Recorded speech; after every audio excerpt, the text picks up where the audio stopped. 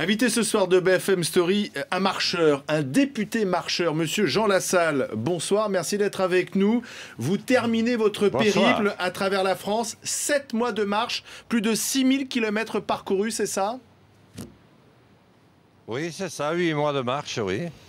Dans toutes les régions, des millions de personnes, enfin des milliers de personnes rencontrées. Et finalement, il en reste quoi? Quel regard portez-vous aujourd'hui sur la France après cette expérience unique? Un double regard.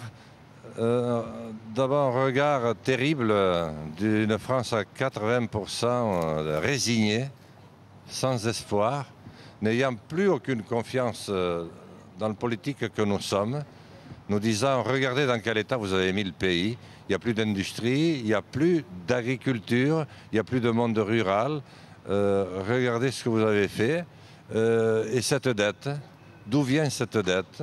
Un sentiment anti-européen que je n'avais jamais constaté jusqu'à ce jour, et puis une absence de futur, une absence de destin partagé. Et de l'autre côté, je observe depuis quelques semaines, je ne sais pas si c'est le fait breton, une volonté de surmonter ce cap difficile d'une manière pacifique parce que nos concitoyens ont très très peur de la violence. Donc pas de violence, mais pas de résignation non plus, c'est ça?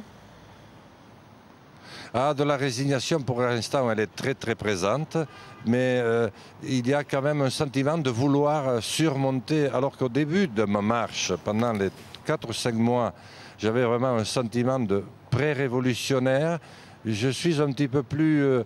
j'ai été un peu rassuré sur la fin, parce que j'avais vraiment le sentiment que les Français voulaient vraiment essayer de surmonter ce cap.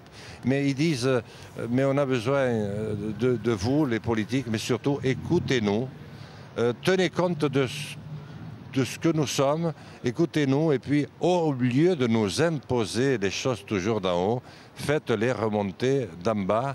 Arrêtez et expliquez-nous surtout la situation, expliquez-nous l'Europe, expliquez-nous où en est la France aujourd'hui. Est-ce que nous sommes toujours un pays? Est-ce que la France est la France? Le président n'ose même plus nous qualifier de Françaises Français, il nous qualifie de chers compatriotes. On a l'impression que la France ne sert plus qu'à désigner France All Black ou France-Ukraine, et puis un besoin d'apprendre à compter, à lire et à écrire à nos enfants, quelles que soient leurs origines, quelle que soit leur couleur, de façon à reconstruire un peuple.